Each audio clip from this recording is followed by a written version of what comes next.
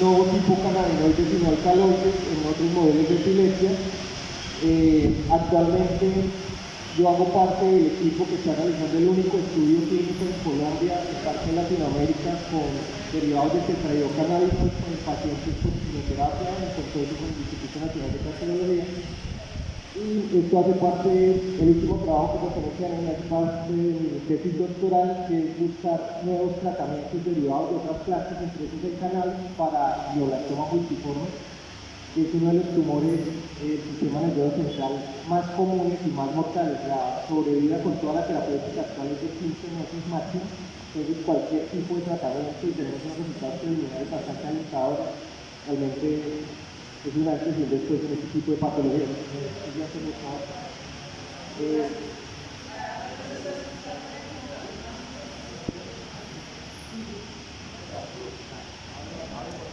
Sí, mueve. ¿Aló? Sí.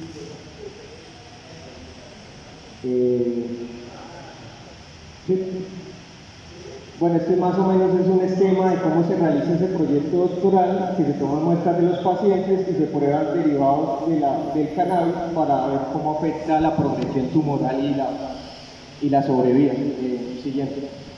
Y esto es un trabajo que nos aprobaron recientemente en el Instituto Nacional de Cancerología, que es atrás, ahí. Un proyecto que nos aprobaron para empezar el otro año en el Instituto Nacional de Cancerología, con el uso de cannabidiol y cisplatina para líneas de cáncer de cuello uterino, que es uno de los cánceres más prevalentes a nivel mundial en Colombia. Siguiente. Yo también soy coordinador de la línea médico-farmacéutica del Semillero de Investigación en Cannabis Derivados de la Universidad Nacional de Colombia. Trabajo para una empresa del sector de cannabis hace ya un par de años que se llama La Santa, y tenemos relación con el Instituto Distrital de Ciencia, Biotecnología e Innovación en Salud, con el cual hemos realizado una serie de conferencias para educar a los grupos médicos y no médicos en el tema del cannabis medicinal. La última ponencia la realizamos el 19 de noviembre. Está en las páginas del CICAP, si quieren consultar. Nosotros a veces subimos también temas en medicina veterinaria y patologías del cannabis, y hemos tenido ya un par de encuentros. Y pues arriba pues el grupo del Instituto Distrital, la Universidad Nacional y la industria. Siguiente, por favor. Bueno, ya en grandes materias que les venía a contar, quería hacerles como una pequeña generalidad del cannabis. Siguiente.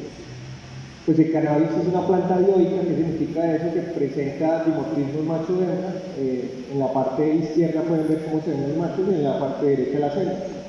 Generalmente se considera que los machos no sirven para nada, pero realmente es una cuestión de rendimiento. Las hembras producen mucho más que los machos, sin embargo el macho tiene un perfil de metabólicos que puede llegar a ser interesante, pero no es rentable. Pero es como un dato curioso. Siguiente, por favor. Normalmente pues se hablan de 3 tipos de cannabis según su morfología y fenotipo: sativa, índica y ruderalis. Siguiente.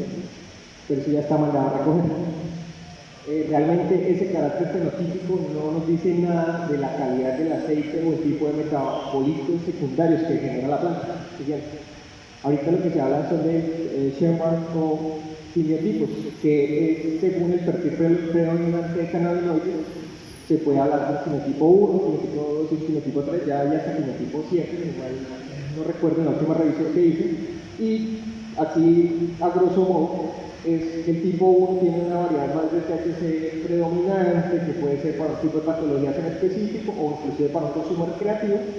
El tipo 2 es THC equilibrado, que derivado de este ya hay un medicamento en el mercado, inclusive en el mercado colombiano, que es el Sativer, que es una proporción 2.8-2.5 de CBD de THC, y lo utilizan para los síntomas asociados de la esclerosis múltiple. Y el tipo 3, que es más predominante CBD que THC, que puede realizarse para otro tipo de patologías, inclusive de carácter neurológico. Por favor, siguiente. Y pues, siguiendo hablando un poco de la planta, pues la planta, aparte de producir los cannabinoides, realmente produce una serie de compuestos bioactivos que pueden ser de mucho interés en la medicina, como son los terpenos, que se utilizan también para este tipo de mercados, como son los flavonoides y los alcaloides. Siguiente, por favor. Solo el cannabis presenta al menos esta cantidad de compuestos que vemos aquí: terpenos 120, cannabinoides 66, hidrocarburos 50, y si nos damos cuenta son los cannabinoides 66 hablamos. Normalmente uno solo escucha que hablan del tetrahidrocannabinol y del cannabidol, y realmente hay un montón de cannabinoides que no se han estudiado a fondo o apenas se están elucidando, como todos. Algunos de ellos pues son la cannabivarina, el cannabigerol y la tetrahidrocannabivarina, que ya en algunos lados están haciendo investigación, incluido el personaje que está aquí sentado, que pueden tener un potencial medicinal interesante. Siguiente. Y pues estos son algunos de los efectos con los que están asociados estos otros cannabinoides. De esos 66, estos 6 son los que más se han estudiado, esto no se conoce mucho. Y realmente uno ve que puede cubrir un espectro de patologías inmenso. Entonces realmente es una oportunidad muy buena, costo efectiva, porque pues, si vamos a un tema de fitoterapéutico de investigación, que puede ser atractiva para países como nosotros, como Colombia.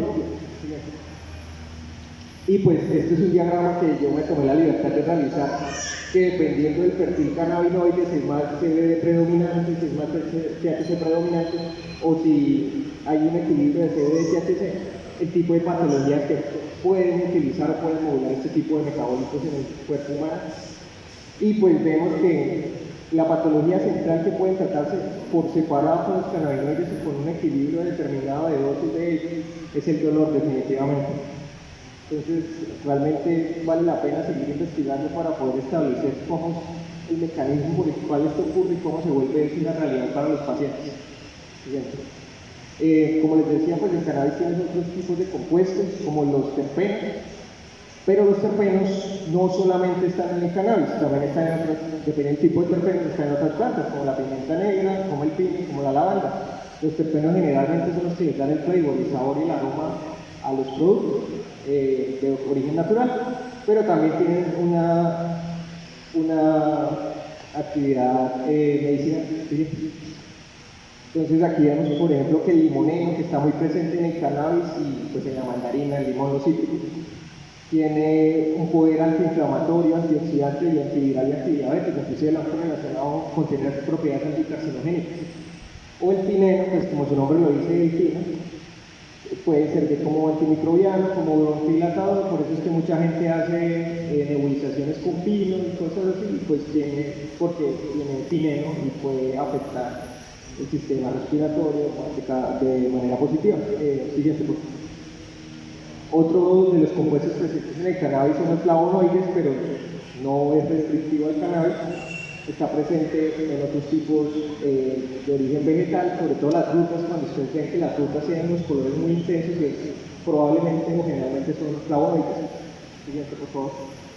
Y pues también se ha correlacionado con algunos efectos, como cardioprotectores, antioxidantes y antiinflamatorios.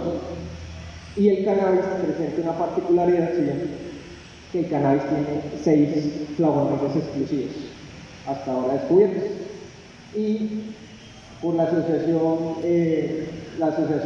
Federal de Drogas y Alimentos, FDA, de Estados Unidos, en su momento alcanzó a darle una categoría a uno de esos flavonoides para el tratamiento del cáncer pancreático, que es el cáncer pancreático uno de los que tiene el peor pronóstico y más agresivos que hay. Entonces, buenísimo. Esta variedad que tenía este cannabinoide, pues, era una variedad jamaiquina, pues, pero quién sabe si aquí en Colombia se encontraron. Nosotros vamos a empezar, de hecho, un trabajo en la Universidad Nacional el otro año para extracción de flavonoides en variedades colombianas. Entonces, pues, estamos mirando a ver quién nos los prueba después de conseguir. Siguiente, por favor. Y este es más o menos un pequeño esquema del espectro de patologías de acuerdo al perfil cannabinoide o al perfil de terpenos en asociación concomitantemente, cómo pueden tener un efecto o un efecto terapéutico. ¿Sí? Y pues, ¿por qué el cannabis le hace efecto al cuerpo? Está el sistema endocannabinoide que tiene receptores CB1 y CB2, más o menos esa es la distribución en el cuerpo. Se dan cuenta, es prácticamente ubicuosa, que está en todo el cuerpo.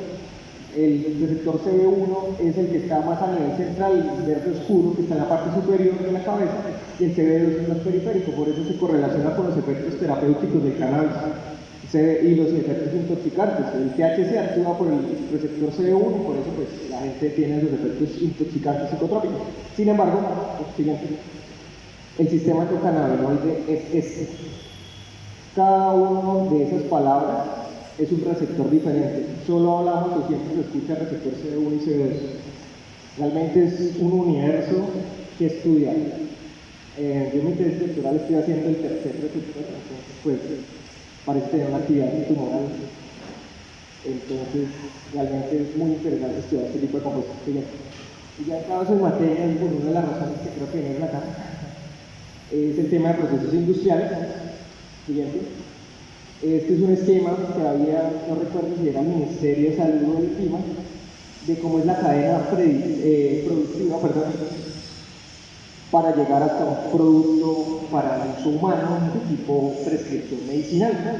Entonces, pues primero que la fuente semillera, que las pruebas de evaluación agronómica, bueno, todo el tema del ICA, el cultivo, estandarización del producto, estratos estandarizados, formulaciones magistrales y llega al paciente por un lado, por el otro lado, a hacer estudios clínicos con registro sanitario. ¿Cierto? ¿Qué pasó? ¿No? Okay. Vale, siguiente. Pues yo les venía a hablar básicamente de los tipos de extracción que hay. Hay una extracción con solventes, pueden ser varios, el más común es el etanol, y una extracción sin solventes, comillas, que es con fluidos supercríticos, que en general es con un sistema monoternario, un sistema de CO2, o con mezclas de cosolventes, como con etanol, pero en muy pequeñas cantidades, y el butano. Siguiente.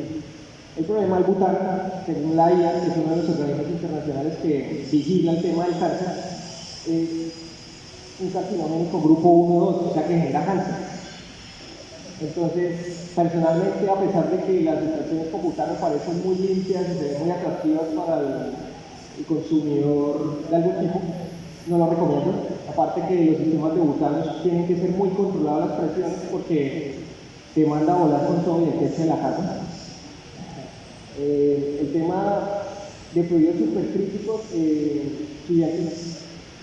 pues básicamente como es este esquema, que se cogen, ahí no son las hojas, ahí es la flor de cannabis, se muele, se pulveriza, se descarboxila, el cannabis generalmente hay que descarboxilarlo porque los cannabinoides vienen en una forma que se llama forma ácida, esa forma no es tan activa para lo que se quiere, y al descarboxilar una temperatura más o menos de 105 grados durante 30 minutos, se obtiene la formación de los cannabinoides neutros, que son los que vemos ahí abajo. Luego, pues, se hace la extracción de fluidos supercríticos y se obtiene el extracto de cannabinoides y se mide el perfil para garantizar la calidad del producto y los rendimientos y demás. ¿Cuál es una de las desventajas de los fluidos supercríticos? Los costos. Un equipo de fluido supercrítico barato puede rebasar los 800 millones de pesos y realmente su capacidad de producción no es la mayor. Este ya es un proceso de extracción con etanol que es mucho más costo efectivo en principio. Pues se coge la flor, se bebe y se extrae por maceración en etanol. Generalmente es etanol a menos 76 grados, porque el alcohol a esa temperatura no permite que se extraigan las clorofilas. Entonces eso es un extracto más puro y más estable. Y después de esa extracción y la filtración se obtiene el extracto crudo y posteriormente pues se hace la recuperación del solvente para ese extracto cannabinoide generar una resina o unos derivados cannabinoides. A partir de eso se pueden hacer formulaciones como las fórmulas magistrales, los aceites corporales, etcétera, etcétera, etcétera. Pero también pueden haber unos pasos subsecuentes para generar un producto de mayor valor agregado, purificado, como son los cannabinoides puros o las fracciones enriquecidas, que se realizan por destilación molecular, por cromatografía en partición centrífuga o por cromatografía flash. Desventajas, los equipos también son costosos. Un equipo de estos de escala laboratorio puede estar costando, rondando por los 150 o 200 millones de pesos. Pero pues para hacer investigación y para hacer eventualmente un posible producto, hacer medicamento, este medicamento. Y bueno, básicamente ese es un perfil, ustedes han escuchado que un full spectrum, una resina, un broad spectrum, esto más de qué está hablando.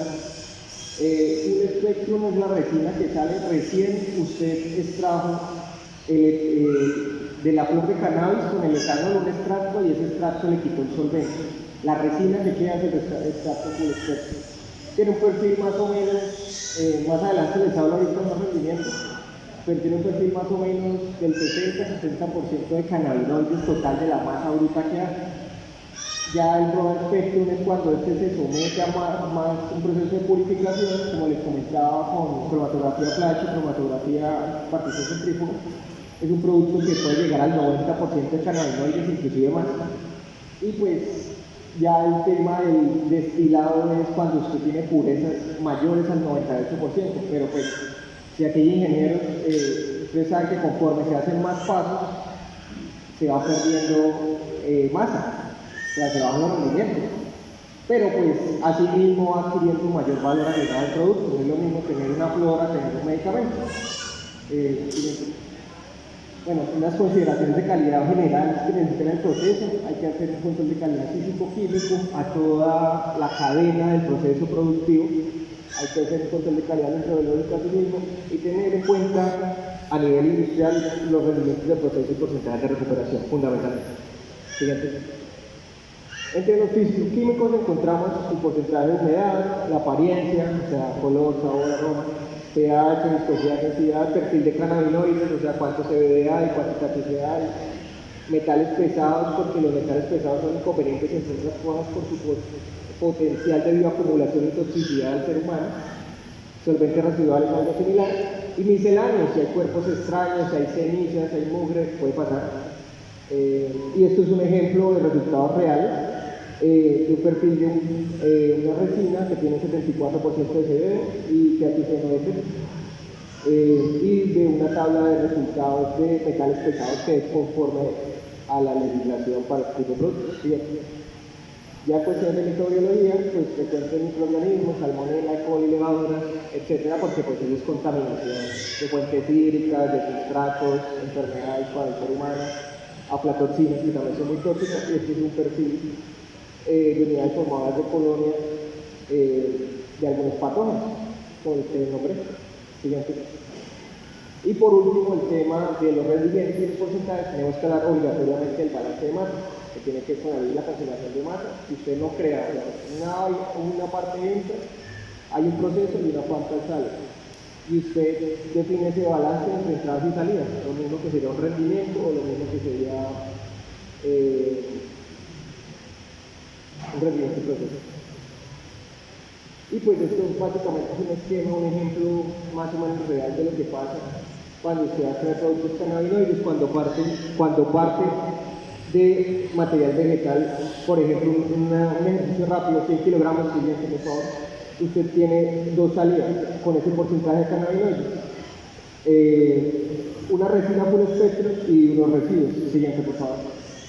Ya esa resina concentrada es un 65% de CBD respecto al 15 que era el primero.